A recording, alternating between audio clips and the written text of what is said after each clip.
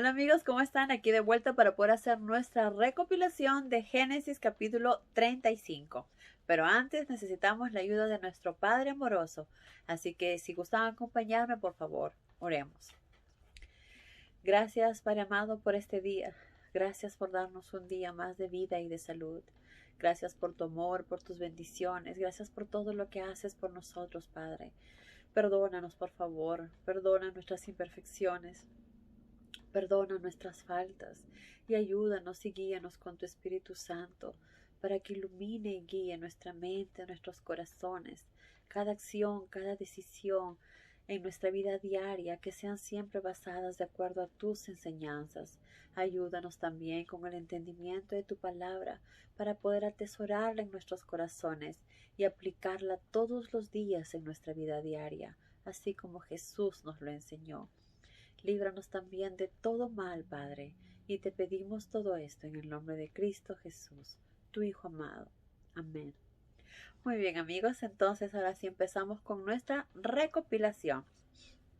Muy bien, entonces en el capítulo anterior habíamos visto que ellos estaban escapando, ¿verdad? No sabían qué hacer porque lamentablemente los hijos de Jacob, tomando juicio propio, mataron a muchas personas y robaron muchas cosas, ¿verdad? Saquearon el pueblo, fue un desastre, ¿verdad? Por hacer las cosas de acuerdo como ellos pensaban y no poniendo a Dios primero. Lamentablemente esto hizo que se pusieran en peligro ellos. Entonces, Jacob, como siempre, lo primero que hizo es orar para ver qué deberían hacer, qué decisión tomar. Entonces Dios le dijo a Jacob: vete a Betel y quédate ahí. Y así fue lo que hicieron. Entonces Jacob y su familia se fueron hacia Betel, cogieron todas sus cosas y se fueron. Dice, Jacob entonces le dijo: vete a Betel y edifícame un altar para adorarme. Entonces Dios le dijo: vete a Betel, quédate ahí y edifícame un altar para adorar al Dios que se te apareció cuando huías de Saúl. Entonces Jacob ordenó que todos destruyeran los ídolos que habían traído consigo, que se purificaran ceremonialmente y que se pusieran ropa limpia.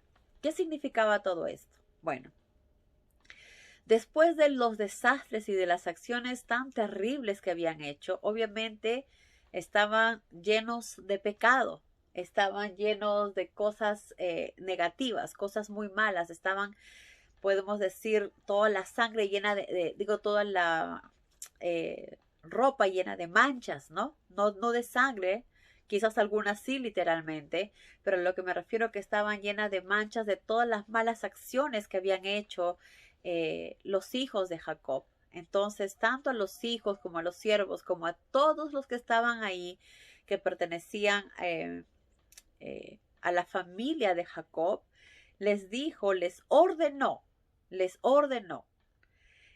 que todos destruyeran los ídolos. Como sabemos, muchos de ellos, de los siervos, quizás traían sus creencias, sus idolatrías, ¿verdad?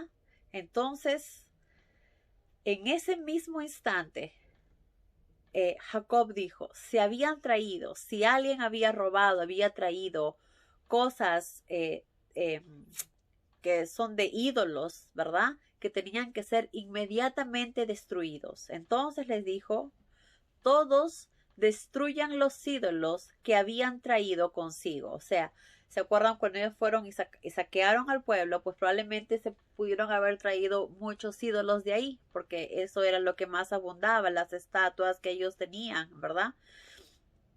De los dioses que ellos tenían. Entonces, todos esos ídolos tenían que ser destruidos. ¿Por qué? ¿Qué tenía de malo tener una pequeña estatua y de vez en cuando quizás orarlo, pedirle algo? ¿Tenía algo de malo? Por supuesto que sí. Porque nuestro amor es solamente para un solo Dios. el Dios todopoderoso. Y no podemos repartir nuestro amor a nadie más, a ningún otro ídolo, a ninguna otra estatua. ¿Por qué? Porque Dios así nos lo ha enseñado. Dios nos ha dicho, yo soy su único Dios verdadero. Es a mí a quien tienen que adorar, a nadie más. Por lo tanto, no nos toca a nosotros pensar o decir si está bien o si está mal. Solo nos toca obedecer. Nuestro Creador, quien nos ha hecho, es el Dios todopoderoso. Y es a Él a quien le debemos todo. Por lo tanto, si tenemos a Dios, no necesitamos absolutamente de nada. De nada. Ni de lazos rojos, ni de figuritas, ni de imágenes. Porque nuestro Padre es celoso. A Él quiere que le agraden solo a Él. Que le adoremos solo a Él. Y por lo tanto no necesitamos imágenes de ningún tipo. Y aquí en la Biblia también Él nos dice que no debemos hacernos imágenes. No adorarán imágenes hechas por el hombre, de hombres, de animales que estén en el cielo o de animales que estén debajo del agua o de animales que estén en la tierra.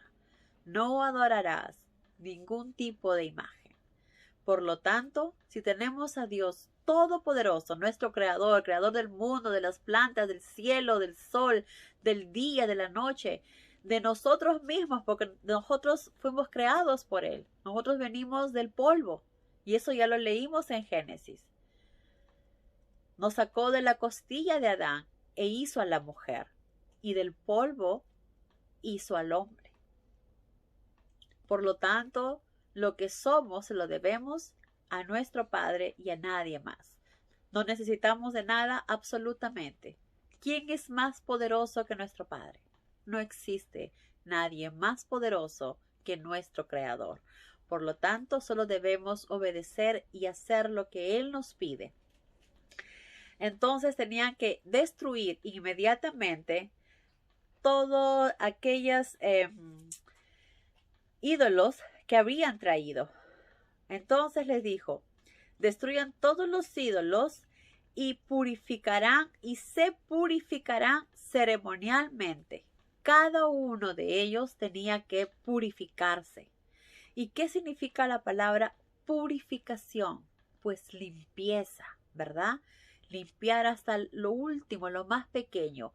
Y esto no está hablando de solamente físicamente, sino espiritualmente.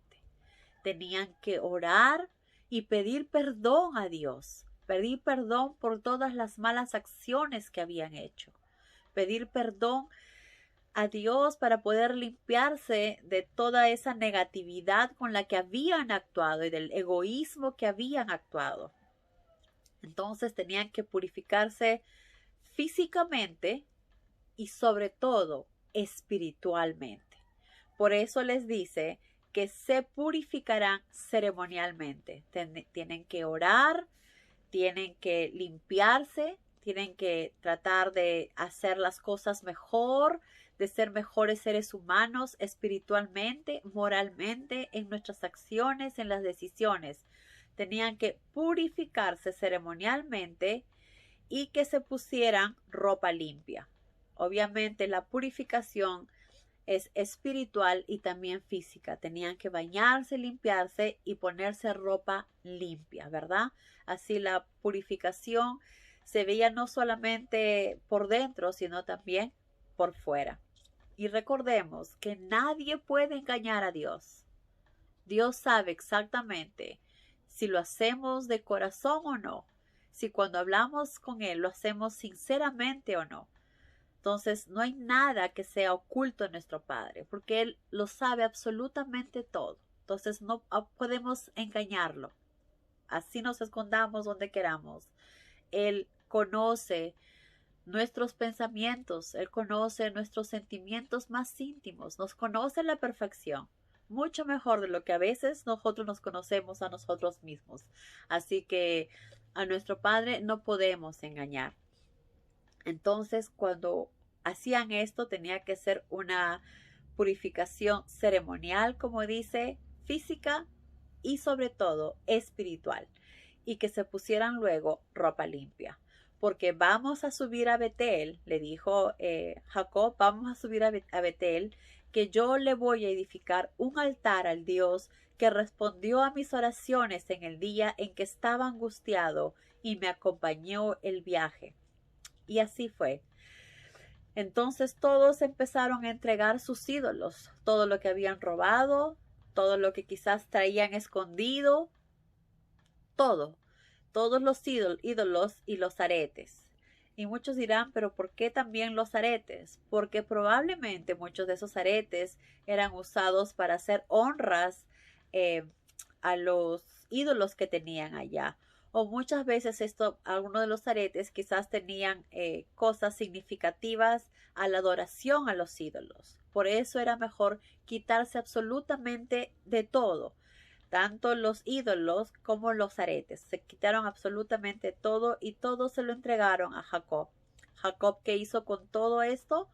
Pues hizo un hoyo debajo de un árbol de encina, cerca a Siquem, y todo eso lo metió ahí. Hizo un hueco, metió todos los ídolos, todos los aretes y lo cubrió. Salieron pues camino a Betel, ¿verdad? Que se llama Luz, pero que también se llama Betel.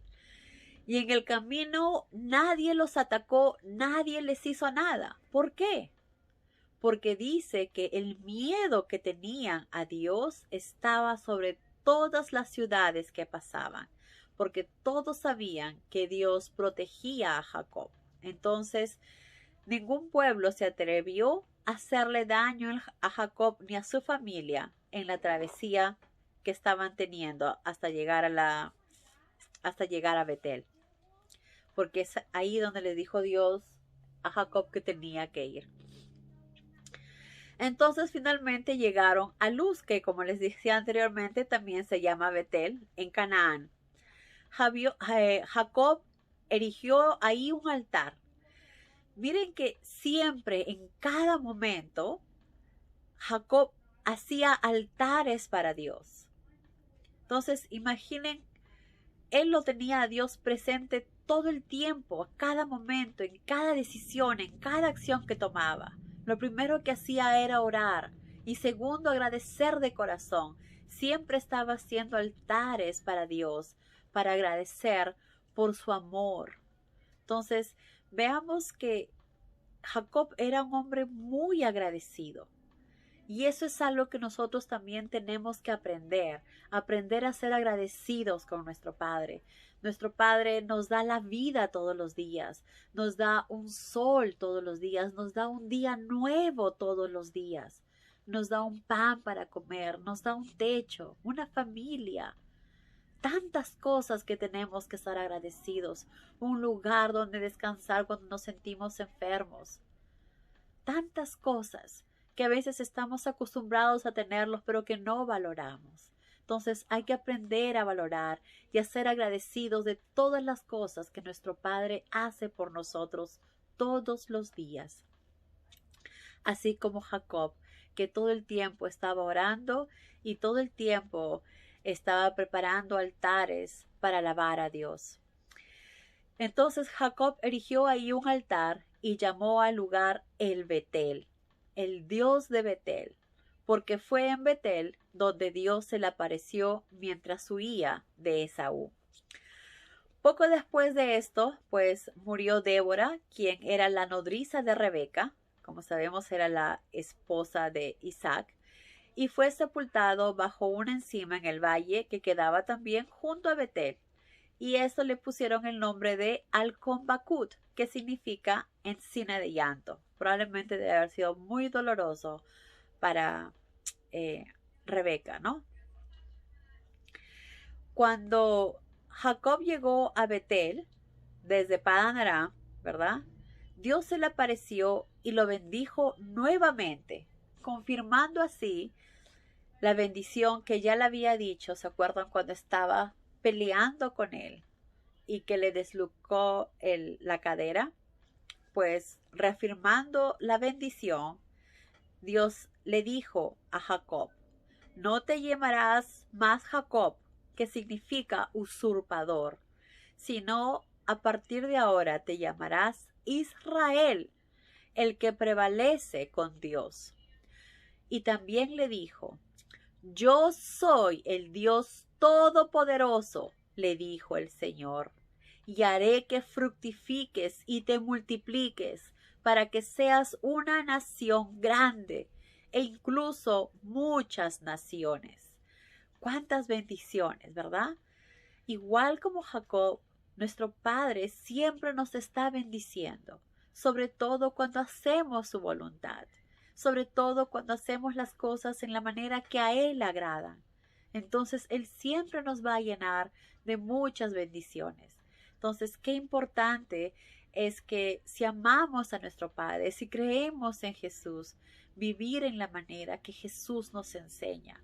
Esto va a ser algo muy agradable a Dios, quien nos llenará de bendiciones, al igual que lo hizo con Jacob. Muy bien, después de confirmar nuevamente y reafirmar la bendición que le había dado a Jacob, pues Jacob siguió el camino, ¿verdad? Dice, después Jacob erigió una piedra, después de hablar con Dios, erigió una piedra por monumento en el lugar en que Dios se le había aparecido. Entonces, después que habló con Dios, en ese mismo instante, Jacob erigió una piedra, dice, piedra por monumento. Jacob erigió una piedra por monumento en el lugar en que Dios se le apareció, y sobre la piedra derramó vino como libación. Quiere decir que derramó vino, le echó vino como para limpiarlo, ¿verdad? Limpiarlo, purificarlo, como libación, para purificar y limpiar esa piedra, y luego ungió en la piedra con aceite de oliva. Quiere decir que bendijo a esa piedra, porque era parte del lugar donde Dios le había hablado. Entonces vemos que no solamente con su manera de hablar, de actuar, sino que cada una de sus acciones de Jacob mostraba cuánto amaba al Padre, cuánto lo valoraba, ¿verdad? Y le daba un respeto muy especial, un lugar de adoración para él, que limpió la piedra y la bendijo, ¿verdad? Es como si lo hubiera purificado y bendecido, ya que le echó aceite de oliva. Jacob llamó a aquel lugar Betel, porque Dios le había hablado ahí. Después salieron de Betel, y Jacob y toda su familia viajaron hacia Efrata, que era Belén. Pero en el camino, como sabemos, Raquel ya estaba embarazada y parece que empezó con los dolores de parto, por lo tanto tuvieron que detenerse ahí porque ella ya no podía soportar y el bebé ya iba a nacer. Lamentablemente fueron momentos bastante difíciles para Raquel, porque al parecer era como un parto seco, entonces le fue bastante dificultoso para que pudiera nacer su bebé. Al final de todo, parece que Raquel botó demasiada sangre y ya no pudo recuperarse después del parto. Pero sí le dio tiempo para ponerle nombre a su hijo. Dice, después que salieron de Betel, los dolores de parto de Raquel se hicieron sentir cuando aún todavía les faltaba por llegar, entonces tuvieron que detenerse. Después de un parto muy difícil, del cual ella botó mucha sangre, la partera finalmente exclamó, ¡qué maravilla! Es otro niño. Entonces nació otro niño, otro hijo para Raquel. Y como dice acá, con su último aliento que le quedaba porque estaba muy mal, Raquel lo llamó Benoni, que significa hijo de mi dolor. Obviamente porque había sido momentos muy difíciles y dolorosos para Rebeca, un parto muy difícil, ¿verdad? Pero Jacob lo llamó Benjamín, que significa hijo de mi diestra. Lamentablemente Raquel no soportó más y murió y fue sepultada junto al camino a Efrata, donde estaban yendo, que era camino a Belén, ¿verdad? que también se llama Belén, dice. Entonces ahí tuvieron que sepultarla a Raquel. Esto debe haber sido muy difícil para Jacob, porque como sabemos, él la amaba mucho, ¿verdad? La amaba mucho, entonces debe haber sido momentos muy difíciles para él. Jacob entonces erigió una piedra en la tumba como señal y ahí está hasta el día de hoy. Luego Israel, que sabemos que era Jacob, pero que ahora se llama Israel, viajó y acampó más allá de Migdal-eder, que significa Torre de Eder. Estando ahí, lamentablemente, al parecer el hijo mayor de Lea, que se llamaba Rubén, comenzó a gustarle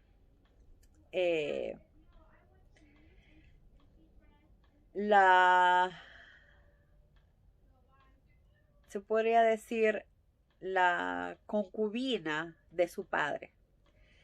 Lamentablemente, Bilha cedió y se acostó con él, lo cual debe haber sido algo muy fuerte también para Jacob al enterarse de esto. Pero hasta ese momento no sé si él sabría o no, porque no dice nada. Solo dice que Rubén durmió con Bilha, lamentablemente, porque es algo que no, en esos tiempos, ¿verdad? Desde esos tiempos no era aceptable. Si un hijo hacía eso y el padre se enteraba, el padre podía matar a su hijo.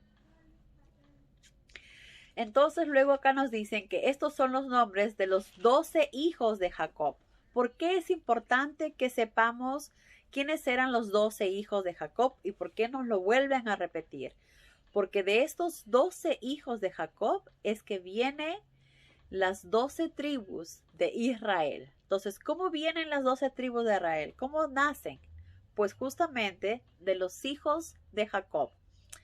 Sabemos que su primera esposa fue Lea, pero como sabemos no es que haya practicado la bigamia. Él deseaba casarse con Raquel, pero lo engañaron, ¿verdad? Lo engañaron y se casó con Lea. Entonces los hijos de Lea fueron Rubén, que es el hermano mayor, ¿verdad? Jacob, Simeón, Rubén, Simeón, Leví, Judá, Isaacar y Zabulón. Entonces son 6. Rubén, Simeón y Leví, que fueron los que mataron a los hombres, ¿verdad? Rubén, Simeón, Leví, Judá, Isaacar y Zabulón. Son 6, ¿verdad? Los hijos de Lea. Luego los hijos de Raquel, que es la mujer que tanto amaba Jacob, tuvo solo 2 hijos, que fue José, que sabemos mucho de él y que más adelante aprenderemos mucho más de él, José y Benjamín. Y los hijos de Bilha, que eran la esclava de Raquel, no me gusta llamar la esclava, pero bueno, era la nodriza la que lo cuidaba, ¿verdad? Los hijos de Bilha, que era la esclava de Raquel, Dan y Neftalí, y los hijos de Silpa, que era la esclava o la nodriza de Lea, que era Gad y Aser. Entonces, dice, todos ellos nacieron en Padan Aram, como sabemos, y cuando ellos nacieron en Padan Aram, luego Jacob quiso salir de ahí y luego ya todo lo que hemos leído.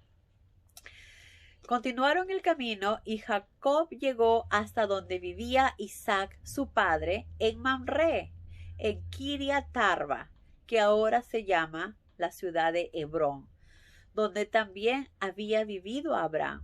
Entonces, llegó Jacob donde estaba su padre, ¿verdad? Por fin se encontraron.